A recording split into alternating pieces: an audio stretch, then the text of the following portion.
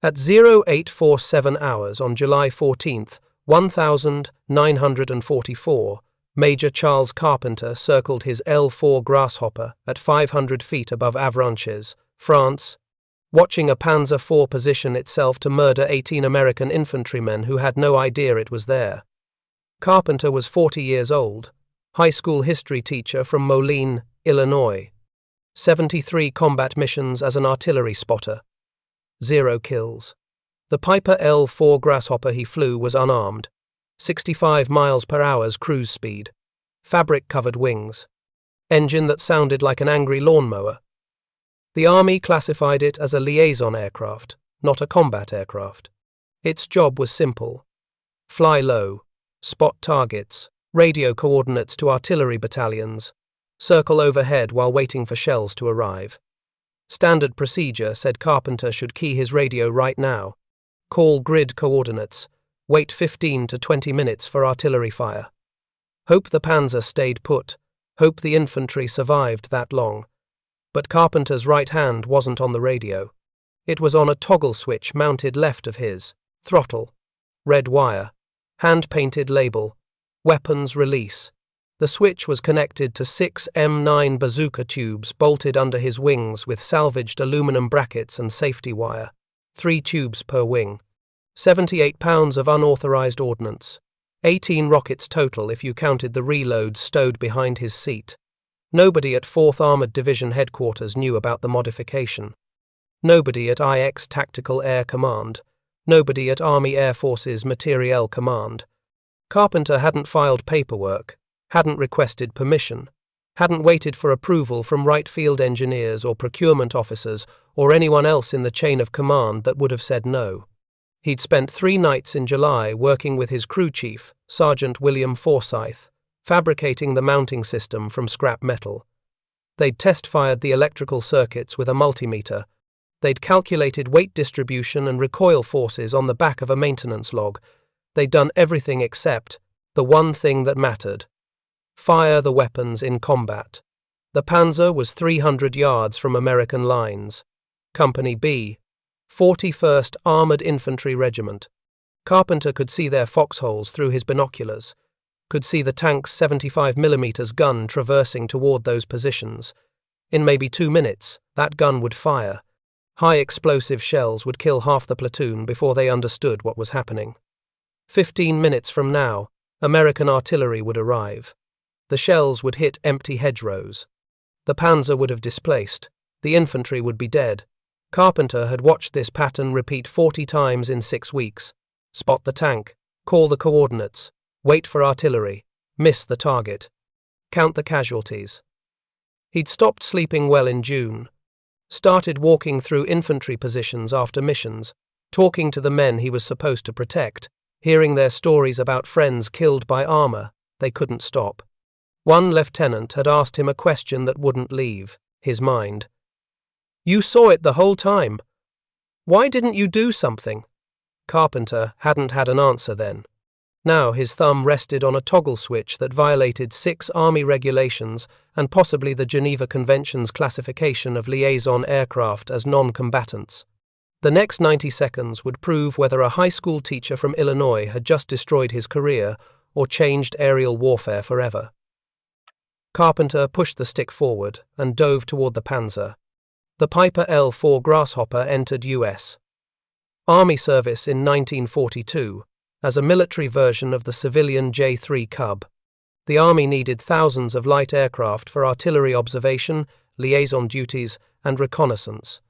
The L-4 was cheap to build, simple to maintain, and could operate from rough fields that would destroy larger aircraft. Specifications were modest. 65 horsepower engine, 65 miles per hour's cruise speed, 85 miles per hour's maximum speed. Service ceiling 10,000 feet, operational ceiling 1,000 feet over combat zones to avoid light. Anti-aircraft fire. Range 220 miles. Empty weight 765 pounds. Maximum takeoff weight 1,220 pounds. Crew 1 pilot. Armament none. Armor none. The fuselage was steel tube construction covered with fabric. A rifle round could punch through both sides. In Normandy, during June and July 1944, L-4 pilots flew the most dangerous mission in tactical aviation. They operated at low altitude over German lines, circling slowly while spotting artillery targets. German infantry could hit them with rifle fire. German anti-aircraft crews tracked them constantly. But the mission required visual observation, required staying over target areas, required flying predictable patterns, so ground observers could correlate aircraft position with map coordinates. The L-4's primary mission was adjusting artillery fire. The sequence worked like this. Ground forces identified a target, radioed approximate location to battalion headquarters. Headquarters assigned an artillery battery. The battery fired ranging shots. The L-4 pilot observed impact, radioed corrections, the battery adjusted aim, fired again, repeated until shells landed on target. The process took time. 15 to 20 minutes from initial spot to effective fire, sometimes longer if multiple targets competed for limited artillery assets. The 4th Armored Division had 3 artillery battalions supporting 2 combat commands across a 15-mile front. On average, 10 to 15 requests for fire support came in every hour. The math didn't work. German doctrine made the problem worse. German armor doctrine emphasized mobility and aggressive displacement. Panzer commanders knew American artillery was lethal if it found you. The counter was simple. Never stay still. Fire, move, fire again from a different position. By the time American artillery arrived, the Panzers had already moved. Statistics from July 1944 told the story. The 4th Armored Division called 847 artillery missions against German armor that month. Post-strike, reconnaissance showed effective hits on 332 targets. That meant 515 fire missions, 60% of the total hit empty ground. The Germans had moved before the shells arrived. The human cost was precise and brutal. In the first 3 weeks after D-Day, the 4th Armored Division lost 127 men killed by German armor, tank crews, infantry, engineers. Most died in situations where they'd spotted the threat, called for support, and died waiting for help to arrive. L-4 pilots watched it happen.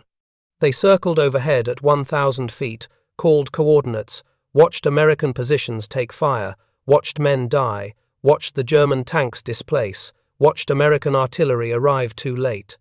They landed after missions and filed reports that read like autopsies. Target spotted 0845. Fire mission called 0847. Artillery impact 0904. Target had displaced. Casualties 6 KIA, 11 WIA. The frustration wasn't just tactical, it was personal. L-4 pilots were often older than fighter pilots, often had civilian experience, often understood that being a witness to preventable death was its own kind of hell. They'd volunteered to serve, trained for months, deployed to combat, and discovered their primary contribution was watching friends die while waiting for bureaucracy to deliver ordnance. Some pilots requested transfers, some asked for fighter training. Some just stopped talking about missions. They flew their assigned sorties, spotted their assigned targets, called their assigned fire missions, landed, and tried not to think about the 18-year-old kids whose bodies they'd seen from 1,000 feet up. Major Charles Carpenter was one of those pilots, until he decided that watching wasn't enough. Normandy's bocage terrain was defensive terrain. Every field was bordered by hedgerows, dense walls of earth, roots, and vegetation that had been growing for centuries.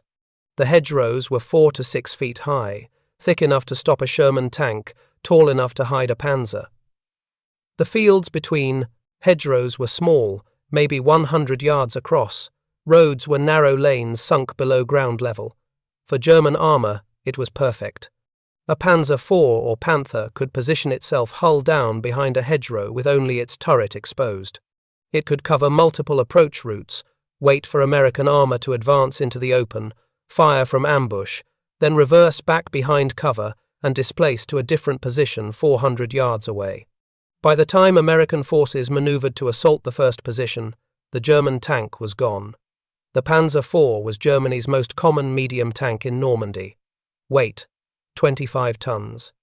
Main gun, 75mm Qua-40 with 3,000-foot effective range. Frontal armor, 80mm. Speed, 24 miles per hour on roads. Crew, 5. It could destroy a Sherman tank from ranges the Sherman couldn't effectively engage. It could penetrate Sherman armor while Sherman rounds often bounced off Panzer glacis plates. The Panther was worse. Weight, 45 tons. Main gun, 75mm. Quick 42, one of the most powerful tank guns of the Kunsis. War. Frontal armor, 100mm sloped. It could kill Shermans from 2,000 yards.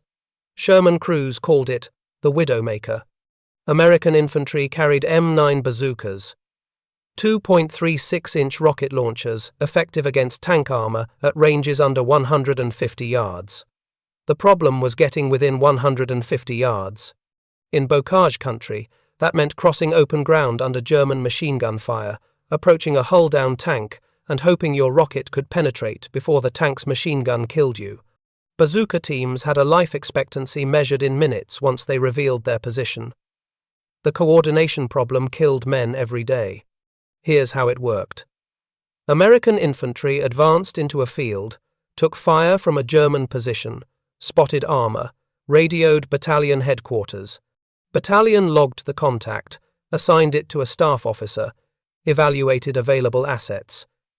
If a Sherman platoon was nearby and uncommitted, the officer might send armor. If artillery had a firing window, the officer might call a fire mission. If neither was available immediately, the infantry had to hold position and wait. Average time from contact to engagement, 2 minutes. In 22 minutes, a Panzer IV could fire 15 rounds. It could destroy every defensive position in a platoon sector. It could kill 20 men. Then it could reverse back behind the hedgerow and drive to a different field while American armor or artillery maneuvered to hit it. June 28, 1944, near St. Lo. Major Carpenter was flying morning reconnaissance at 0710 hours. He spotted a Panther in a hull-down position overlooking an American supply route. Called coordinates at 0715. The artillery battalion was engaged with a different mission. Estimated time to fire, 15 minutes. Carpenter circled. Watched the Panther. At 0722, two M4 Sherman tanks moved up the supply route. They didn't know the Panther was there. Carpenter tried to radio them. Couldn't reach their frequency. The Shermans continued forward. At 0724, the Panther fired. First Sherman hit, caught fire. Crew bailed out. 2 men didn't make it. Second, Sherman tried to reverse, took a round through the driver's compartment.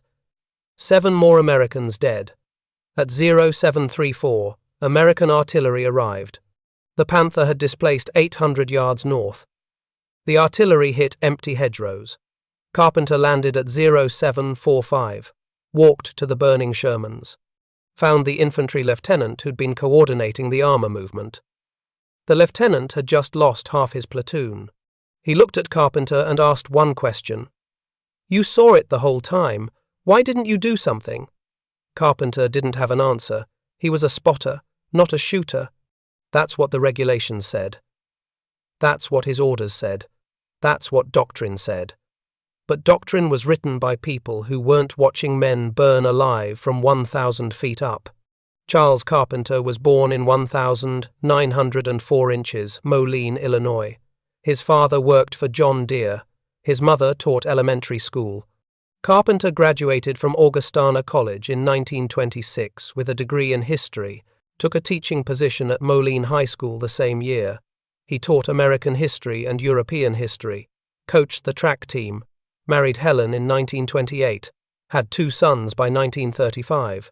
He was a methodical teacher, believed every historical event had causes and effects that could be traced, analyzed, understood, taught his students to ask why things happened, not just what happened, When students struggled with complex topics, Carpenter broke them down into component parts. Identify the problem, analyze the factors, propose solutions, test the solutions. That was how you understood history. That was how you understood anything. In December 1941, Carpenter was 37 years old. 2 weeks after Pearl Harbor, he walked into the Army recruiting office in Moline and tried to enlist. The recruiter looked at his birth certificate and shook his head. Too old for pilot training. Maximum age was 27. Carpenter argued. The recruiter said regulations were regulations. Carpenter went home, read the regulations himself, found a provision. The Army could waive age limits for applicants with specialized skills or education. He compiled his teaching record, his college transcripts, his letters of recommendation from the Moline School Board, submitted a package to the Army Air Forces that made the case he could contribute. 3 months later, he received orders. Report for flight training. He was 38 years old when he started primary flight training in March 1942. The youngest pilots in his class were 19. They called him Pops. Carpenter didn't care. He studied aircraft systems the way he'd studied European history, methodically, completely, until he understood every component. He wasn't the most naturally talented pilot. His landings were adequate, not graceful. His aerobatics were textbook but uninspired. But he never failed a check ride, never violated procedures, never made the same mistake twice. The Army rejected him for fighter training. Too old, reflexes too slow. They assigned him to liaison and observation training instead. He graduated in March 1943, received his wings, commissioned as first lieutenant. Deployed to England in December 1943 with the 4th Armoured Division. Promoted to major in April 1944. His first 40 combat missions were by the book, artillery spotting. He flew his assigned sectors, spotted his assigned targets, called his assigned fire missions, landed, filed his reports. Professional, competent, unremarkable. But after the Saint-Lô incident on June 28, something changed. Carpenter stopped sleeping well. Started walking through infantry positions in the evenings, talking to the soldiers, asking questions. What do you need? What's killing you? How can I help? The answer was always the same: armor. German tanks positioned in hedgerows, waiting in ambush, destroying American positions before support could arrive. The infantry had bazookas, but using them meant suicide runs across open ground. The tankers had Shermans, but maneuvering them through bocage took time the infantry didn't have. Carpenter watched infantry demonstrations of the M9 bazooka, learned its specifications. Weight: 13 pounds empty, 15 pounds loaded. Length: 54 inches. Rocket: 3.5 pounds. Shaped charge warhead, effective against 4 inches of armor. Maximum range: 400 yards. Effective range: 150 yards. Simple, reliable, lethal. Infantry squads carried 2 tubes. He walked back to the flight line one evening in late June, looked at his L-4, thought about weight and balance. The aircraft could carry 232 pounds beyond pilot weight. A bazooka weighed 13 pounds. 6 bazookas weighed 78 pounds. Well under the limit. Carpenter stood there in the evening light, smelling aviation fuel and summer grass, listening to distant artillery, and thought about his students back in Moline. When they faced a problem, he taught them to break it down. Identify what you need. Identify what you have. Find the connection. He needed a way to kill tanks, immediately, without waiting for artillery. He had an aircraft and access to bazookas. The connection was obvious. If infantry could carry bazookas, why couldn't an aircraft? June 30th, 1944. 2,100 hours. Carpenter sat alone in his tent with an L-4 technical manual, a field manual for the M9 bazooka, and a notebook. Outside, he could hear generators rumbling, trucks moving supplies, artillery firing, harassment missions into German lines. Inside, He was solving a problem the way he'd taught algebra students for 15 years. Write down what you know, calculate what you need. Find X. What he knew. The L-4 Grasshopper had a maximum takeoff weight of 1,220 pounds. Empty weight was 765 pounds. His weight in flight gear was 185 pounds. That left 270 pounds for fuel and payload. A full fuel load was 18 gallons at 6 pounds per gallon, 108 pounds. Subtract pilot and fuel from maximum weight. 270 minus 108 equals 162 pounds remaining for payload. But he never flew with full tanks on short-range missions. Typical load was 12 gallons, 72 pounds.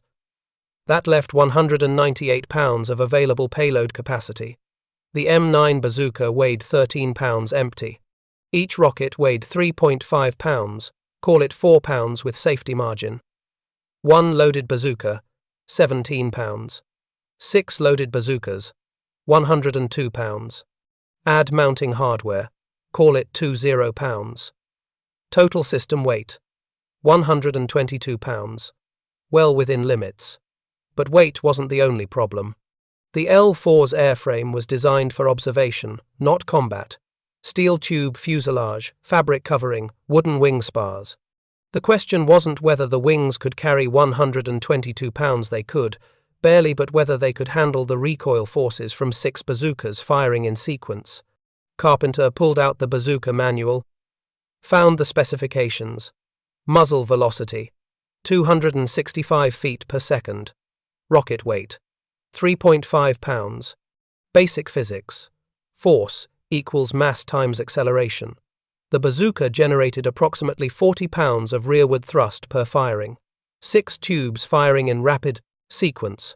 240 pounds of force distributed across the airframe over maybe half a second. Compare that to landing forces. The L-4 was rated for rough field operations.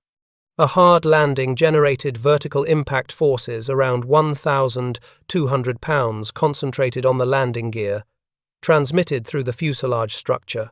If the airframe could handle 1,200 pounds vertically, it should handle 240 pounds horizontally spread across 6 mounting points.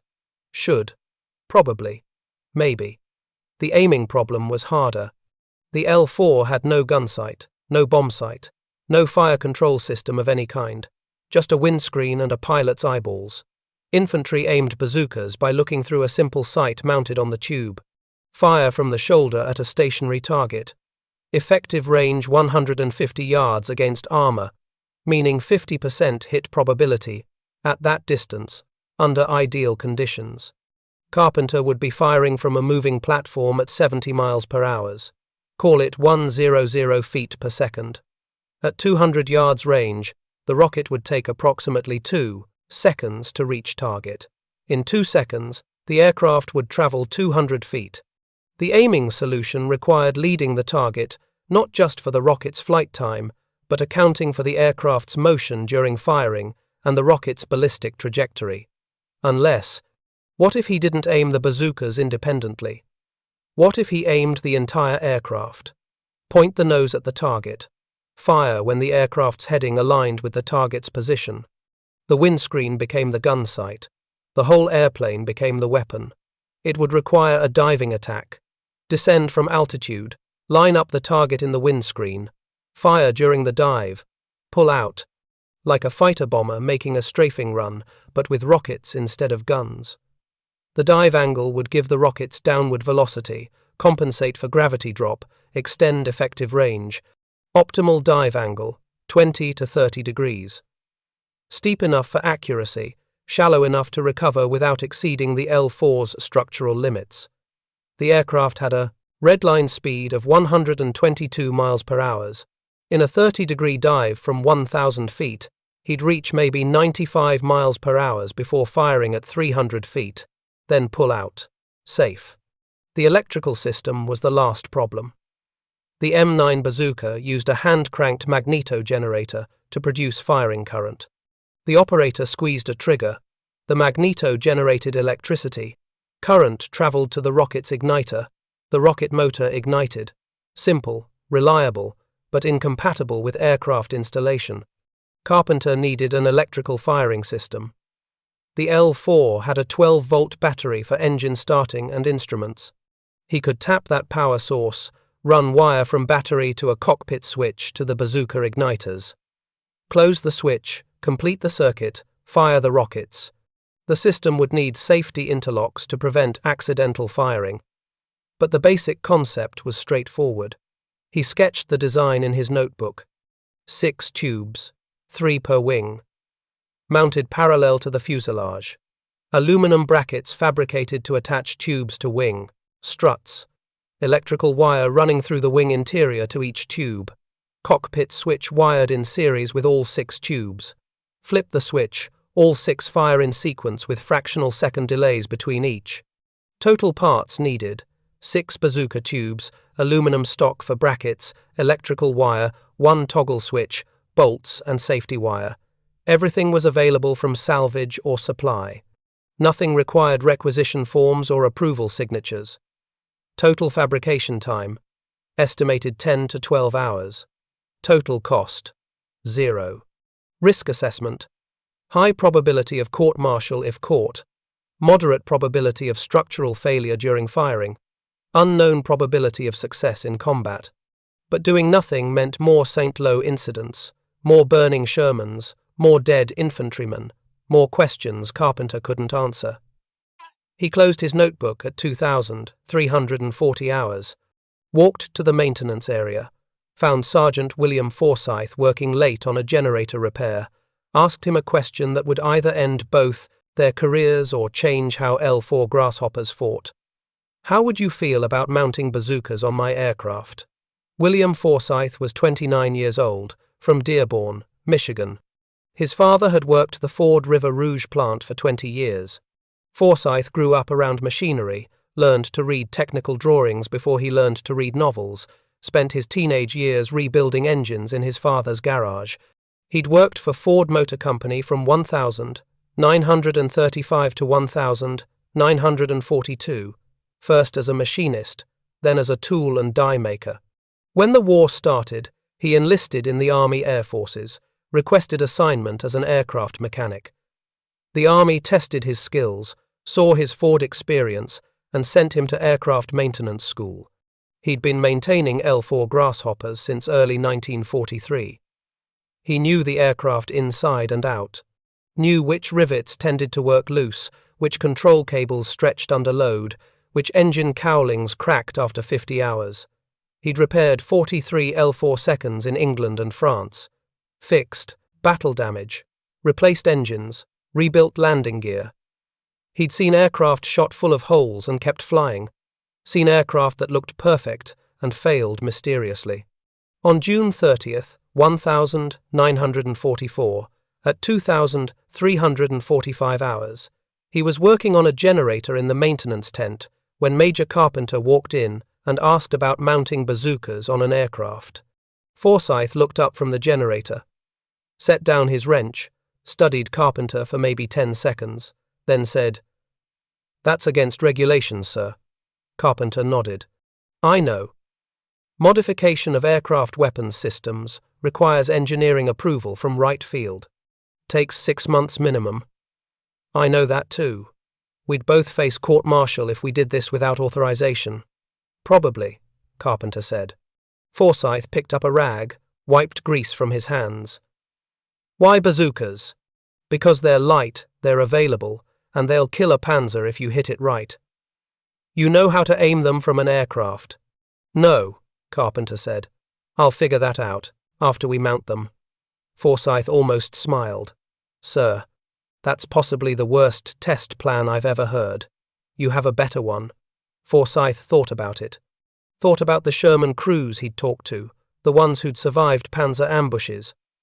Thought about the infantry casualties he'd heard about. Thought about the fact that he'd been fixing L-4 seconds for 18 months and hadn't saved a single life doing it. Just kept observation aircraft flying so pilots could observe men dying. "Show me the specs," Forsyth said.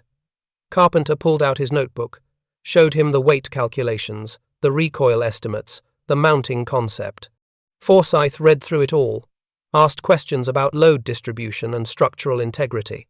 Carpenter answered what he could, admitted what he didn't know. This could work, Forsyth said finally.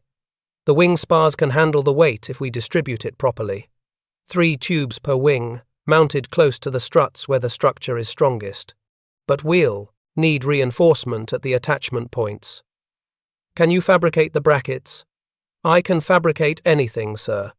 Question is whether you want to risk your career on my welding.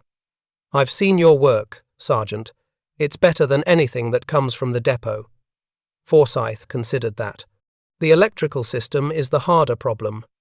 We need clean current to the igniters, need safety interlocks, need a cockpit switch you can operate while flying. I can rig something from salvage parts, but testing it will be tricky. Can't exactly test-fire live rockets on the ground. We'll test the circuits with a multimeter, Carpenter said. Live fire test happens in combat. That's insane, sir. You have a better option? Forsyth didn't. He looked at Carpenter, saw a 40-year-old history teacher who'd decided regulations mattered less than results, saw someone willing to risk his career because watching men die was worse than breaking rules. Forsyth had spent 7 years at Ford following procedures, building to specifications, doing everything by the book. It was good work, honest work, but it wasn't this. When do you want to start? Forsyth asked. Tonight. If we work after hours, fewer people will notice. We'll need aluminum stock for the brackets. I can pull it from a damaged P-47 belly tank in the salvage area. No one tracks that material. Electrical wire? I've got spare ignition wire from a wrecked Jeep. It'll work. How long will fabrication take? Forsyth calculated in his head. If we work 3 nights, maybe 4 hours per night, we can have it installed and tested by July 3rd. That's acceptable. Sir, one more question. If this works, Command will want to know who designed it.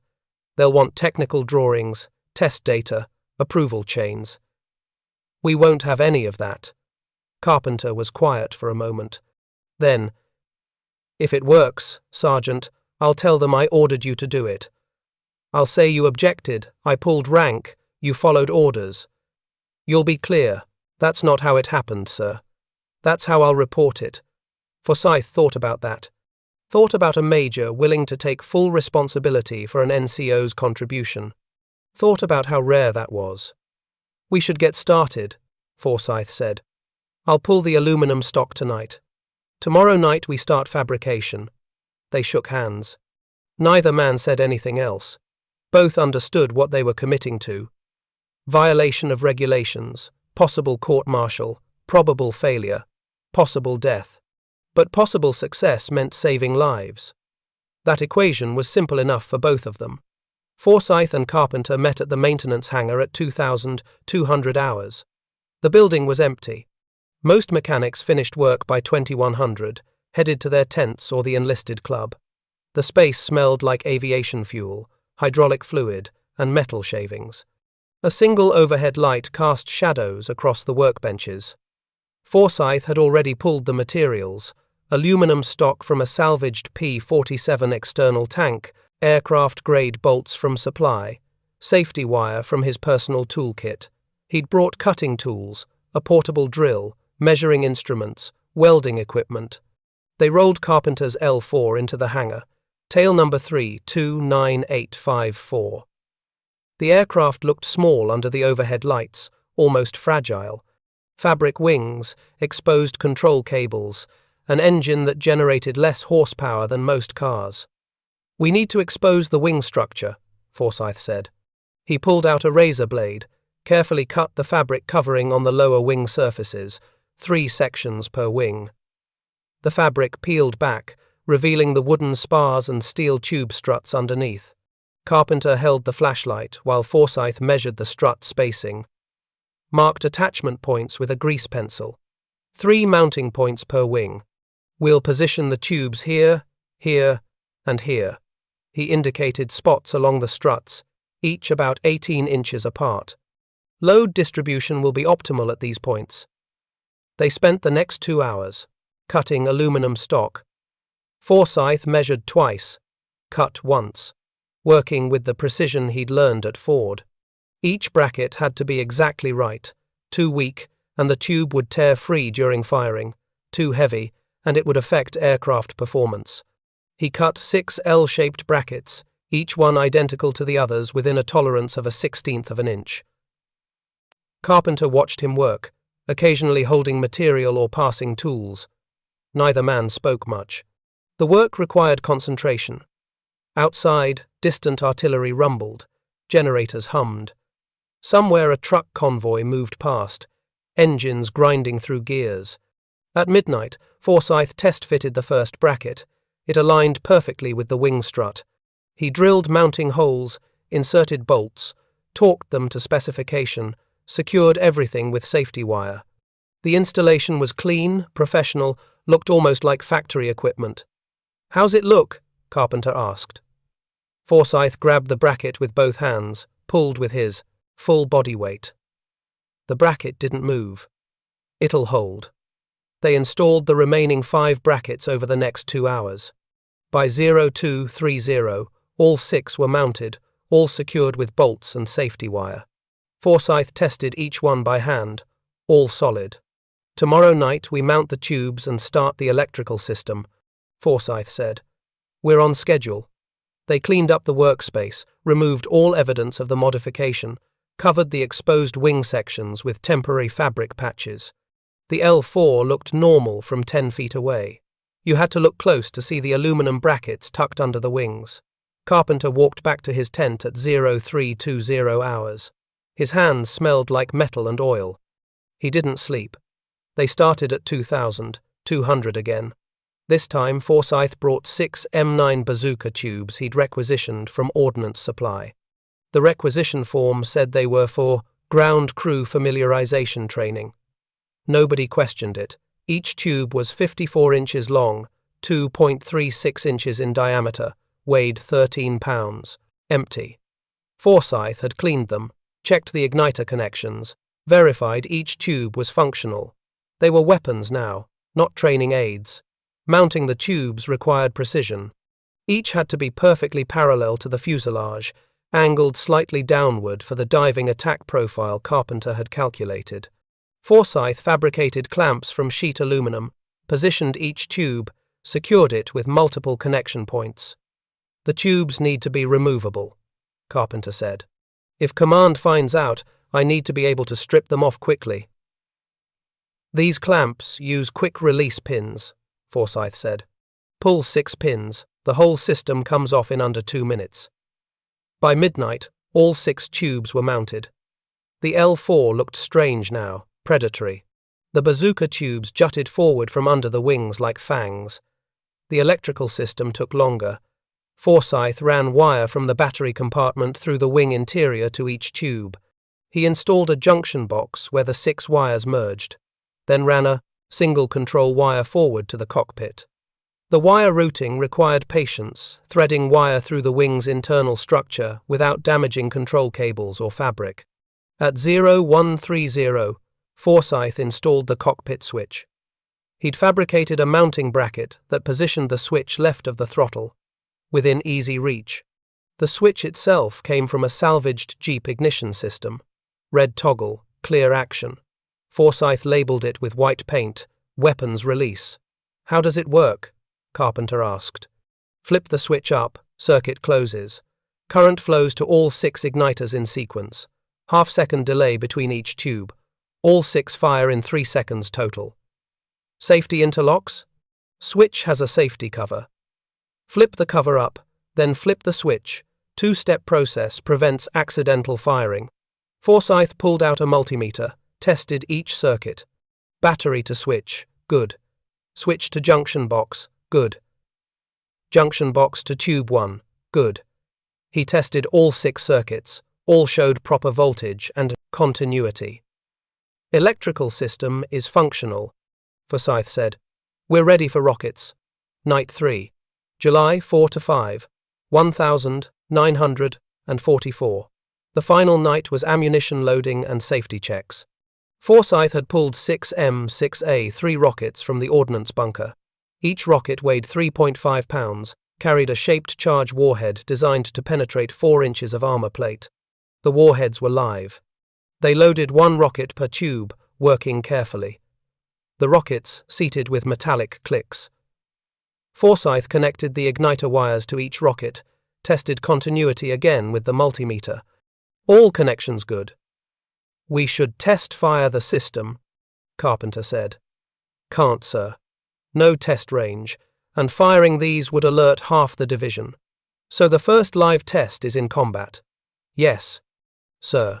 Carpenter sat in the cockpit, familiarized himself with the weapons switch, practiced the 2-step arming sequence, flip cover, flip switch.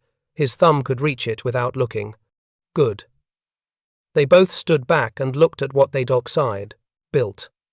An unarmed observation aircraft, now carrying 6 anti-tank rockets. Total installation time, 11 hours across 3 nights. Total cost, nothing but salvaged materials and 2 men's labor. "Think it'll work?" Carpenter asked. Forsyth was quiet for a moment. "Honestly, sir, I have no idea. The engineering is sound, the installation is solid, the electrical system functions, but nobody's ever done this before. We're testing theory against reality, and reality doesn't care about calculations. If it fails? Best case. Rockets don't fire. You land safely. We troubleshoot. Worst case. Structural failure mid-flight. The wings can't handle the recoil. They fold up. You crash. And if it works? Then maybe we just changed how this war gets fought." They covered the wings with fabric patches again, secured everything, cleaned the workspace. At 0310 hours, they were done. "When are you testing it?" Forsyth asked. "Tomorrow. First mission, first target I find." "Sir, maybe we should notify command. Get medical standby, have a chase plane." "No," Carpenter said. "If this fails, it fails quietly. Just me. If it works, then we tell people." Forsyth understood. Carpenter was protecting him, protecting the chain of command, protecting everyone except himself. "Good luck, sir." "Thank you, Sergeant, for all of this." They shook hands. Forsyth walked back to the NCO tents. Carpenter walked to his tent, laid on his bunk, stared at the canvas ceiling until dawn. In 14 hours, he'd find out if a high school history teacher and a Ford mechanic had just built something brilliant or something fatal. July 14th, 1944. Carpenter woke at 0530 hours. Hadn't slept more than 2 hours. He dressed in flight gear, walked to the mess tent, forced down coffee and toast his stomach didn't want. Other pilots sat at the tables, talking about the previous day's missions, complaining about the weather, making the kind of small talk men make when they're trying not to think about dying. Nobody knew what Carpenter was about to do. Nobody knew his aircraft was armed. To everyone else, this was just another artillery spotting mission. Routine. Boring. Safe as anything could be in a combat zone. At 0615, Carpenter walked to the flight line. Sergeant Forsyth was already there, completing the pre-flight inspection. He looked up when Carpenter approached, asked quietly, "You sure about this, sir?" "No," Carpenter said, "but I'm doing it anyway." Forsyth had loaded fresh rockets into all 6 tubes. The weapons system was armed, electrical connections secured, safety covers in place. He'd inspected every bolt, every wire, every structural attachment point. Everything was as ready as they could make it. "If something goes wrong," Forsyth started. "It's on me," Carpenter said. "You followed orders. That's the story." "That's not true, sir." "It's true if I say it's true." They stood there for a moment, 2 men who'd spent 3 nights building something that might save lives or might kill a pilot, and neither knew which. "Fly safe, sir," Forsyth said. Carpenter climbed into the cockpit, ran through his checklist. Magnetos, fuel mixture, throttle, trim. Everything normal except for the red weapons switch mounted left of the throttle. He looked at it, felt its presence like a weight. Engine start at 0635. The 65 horsepower engine coughed, caught, settled into its familiar rhythm. Carpenter taxied to the runway, ran up the engine, checked the magnetos one more time. Everything normal. He took off at 0638 hours. The L-4 lifted off after 400 feet of roll, climbed into morning air that smelled like summer grass and distant smoke. The aircraft felt slightly nose-heavy with the bazooka tubes mounted forward, but the trim compensated. Handling was normal. Carpenter climbed to 1,500 feet, turned northwest toward his assigned patrol sector. The sector was a 5-mile stretch of front line near Avranches, hedgerow country, known German armor, positions. He'd flown this sector 40 times, knew every field, every road, every tree line. The morning briefing at 0600 had been standard.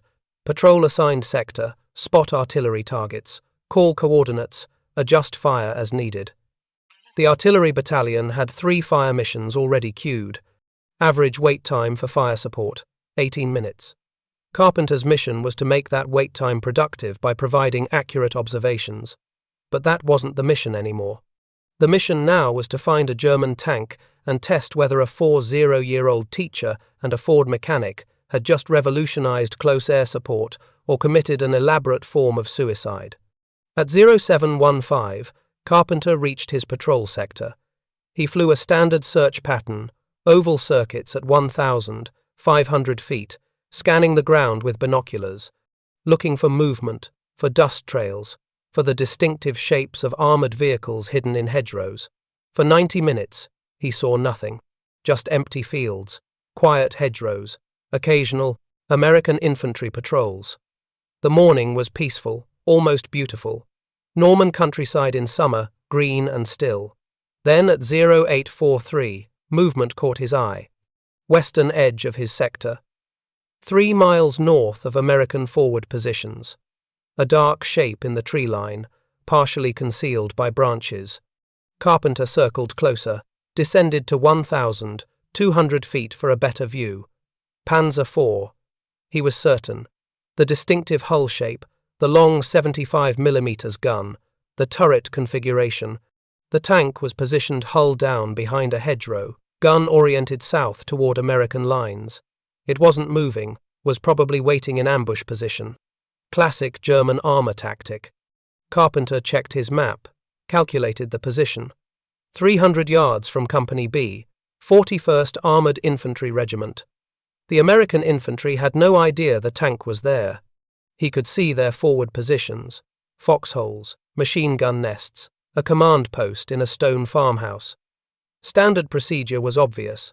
Radio the coordinates to artillery, battalion, provide target description, wait for fire mission assignment, adjust rounds onto target. Estimated time to first rounds, 16 to 20 minutes based on current queue length. By then the Panzer might have moved, might have destroyed American positions, might have killed a dozen men. Or, Carpenter looked at the weapons switch, looked at the Panzer below, looked at the American positions that didn't know death was 300 yards away. He'd spent 3 nights building this system, spent 11 hours installing rockets on an aircraft, violated 6 regulations, risked his career, all to reach this moment.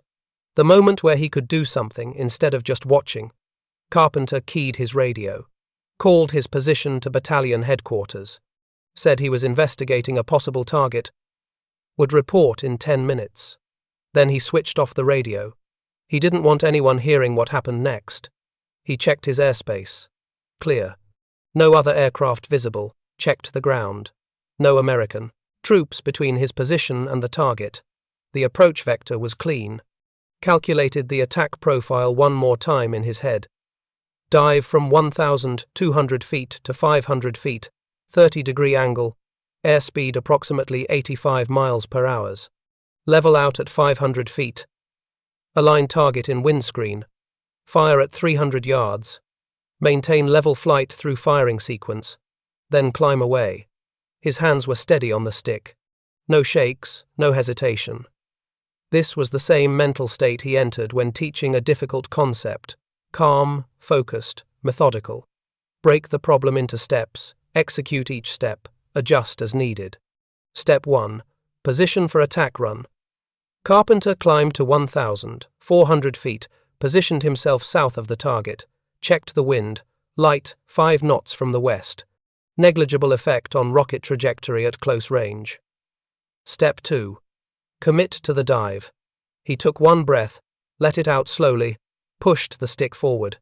The L-4's nose dropped below the horizon. The Panzer appeared in his windscreen, small at first, growing, larger as altitude decreased. Airspeed built as Carpenter descended. 70 mph, 75, 80.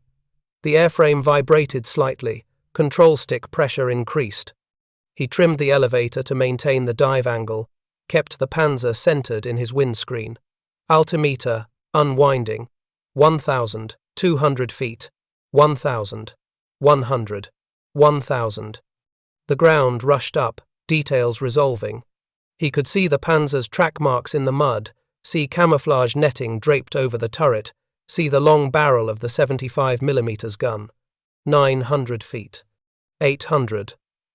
The dive angle felt steep. Felt like the Earth was rotating up to meet him. His training said this was wrong. Observation pilots didn't dive, didn't attack, didn't close with enemy armor. But his instinct said this was exactly right. 700 feet. 600.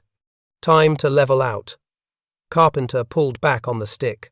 The nose rose, the horizon appeared, the dive transitioned to level flight at 520 feet altitude. The Panzer was directly ahead, range approximately 400 yards and closing fast at 85 miles per hour. His right hand moved to the weapons switch, flipped up the safety cover. 350 yards. 300. The Panzer filled his windscreen now. He could see details, spare track links mounted on the hull, tools strapped to the turret, the commander's cupola. 250 yards. Carpenter's thumb rested on the toggle switch. Everything he'd calculated, everything he'd built, everything he'd risked, came down to the next 3 seconds. 200 yards. He flipped the switch. 6 bazookas ignited in rapid sequence. Whoosh, whoosh, whoosh, whoosh, whoosh, whoosh. Half a second between each firing. The sound was massive, overwhelming, like someone slamming hammers against the airframe. Recoil hammered through the control stick. The aircraft shuddered, yawed right. Carpenter fought the controls, held heading. 6 smoke trails streaked from his wings toward the ground. He watched them arc downward, watched them separate slightly as they flew. The rockets looked small, almost delicate, white smoke trails against green hedgerows. The first 5 impacted around the Panzer. Explosions threw dirt and branches into the air, close, but not close enough. The rockets had scattered, spreading across maybe a 40-yard area. 1 hit 30 yards long, overshooting the target. 2 hit left, 2 hit right. All misses. The 6th rocket hit the Panzer's turret. Glancing blow, hit at a bad angle. Warhead didn't penetrate. The explosion scarred the armor, might have deafened the crew, but didn't disable the tank. Carpenter had just fired 6 anti-tank rockets and achieved exactly 0 kills. The realization hit him as he climbed away. This was harder than he'd calculated. The rockets scattered more than expected. Aiming the entire aircraft wasn't precise enough. The dive angle wasn't quite right. He'd aimed center mass and watched every rocket miss or fail to penetrate. Below, the Panzer crew was reacting. The turret rotated upward, tracking him. They'd mounted an MG-42 machine gun on the turret for anti-aircraft defense. Effective range maybe 600 yards against aircraft. Carpenter was at 700 feet and climbing, probably out of effective range. Probably. Tracers arced up toward him. Green dots rising slowly, then accelerating as they got closer. Most fell short. 2 passed 20 feet below his left wing. Close enough to hear the snap as they passed. Carpenter pushed the throttle forward, climbed hard, put distance between himself and the Panzer. At 1,000 feet he leveled off, circled east, reassessed. The weapons system had functioned, the tubes had fired, the electrical system had worked. The airframe had survived, the recoil wings intact, control cables intact, engine still running. From an engineering perspective, the test was successful. From a tactical perspective, he'd just revealed his position, expended his ammunition, and failed to destroy the target. The Panzer was still operational, still threatening American positions. And now its crew knew someone was attacking them from the air. Carpenter had one option: reload and try again. But the reload procedure required landing. The nearest airstrip was 8 miles south, 15-minute round trip. Too long. The infantry needed help now, not in 15 minutes. Then he remembered he'd put 6 spare rockets in the storage box behind his seat. He could reload in flight if this was insane, if he could hold the aircraft stable with his knees while reaching behind the seat for rockets, then leaning out the cockpit window to load them into tubes while flying at 70 miles per hour. Completely insane. Also necessary. Carpenter climbed to 1,100 feet, trimmed the aircraft for hands-off flight. The L-4 was stable in calm air, part of what made it good for observation. He could trim it properly, and it would fly straight and level for maybe 30 seconds before needing correction.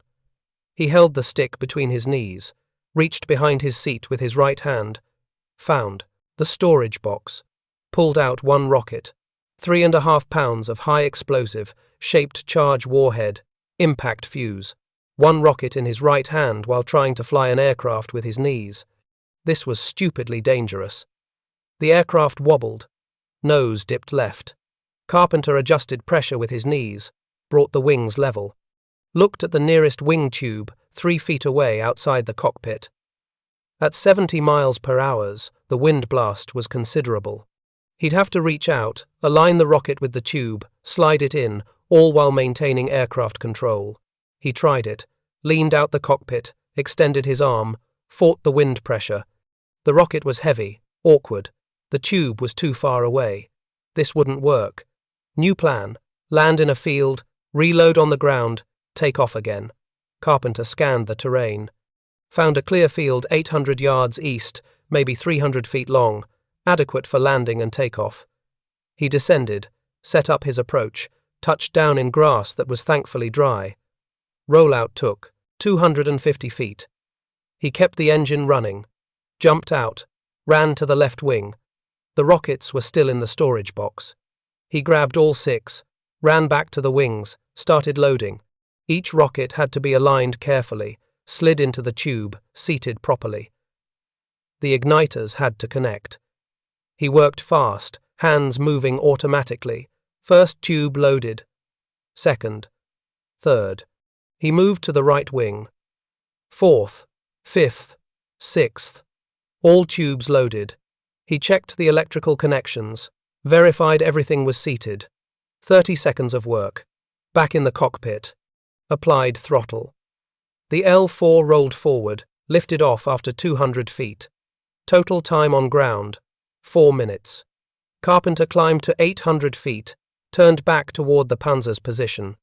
The tank was still there, he could see it from 2,000 yards out. It hadn't moved, was probably assuming the air threat had left. Wrong assumption. Carpenter set up his attack, run from a different angle this time, approached from the south with the sun behind him, made it harder for German gunners to track him. Descended to 600 feet, lined up the attack. This time, he'd adjust his aim. The first attack had shown him the rockets hit low and spread wide. For this pass, he'd aim higher, compensate for the drop. He'd also close to shorter range before firing 200 yards instead of 300. Increase hit probability. He dove to 400 feet, leveled out, accelerated to 75 miles per hour. The slower speed gave him more time to aim, more time to make corrections. The Panzer grew in his windscreen, 300 yards. 250. The turret was rotating toward him, the MG-42 tracking. He saw muzzle flashes. Tracers came up, passed left. They were leading him wrong. 200 yards. 175. 150. Carpenter aimed high, compensating for the previous miss pattern. The Panzer filled his windscreen. He could see weld marks on the armor, see mud on the tracks. He fired. 6 rockets ignited. Recoil shook the aircraft. Smoke trails streaked forward. He held level flight, fought the yaw, maintained heading. 3 rockets hit short, impacted the ground 10 yards in front of the Panzer. Dirt and shrapnel sprayed forward. 2 rockets hit the front glacis plate, the Panzer's thickest armor. Both detonated on impact, both deflected. The shaped charge warheads couldn't penetrate the angled frontal armor. More failures. The 6th rocket hit the rear deck. The Panzer's rear armor was thinner 40 mm instead of 80. Designed to protect against small arms fire and shell fragments, not shaped charge warheads. The rocket penetrated. The shaped charge warhead sent a jet of molten copper through the armor plate into the engine compartment. Fuel, oil, and ammunition were stored there. The copper jet ignited everything.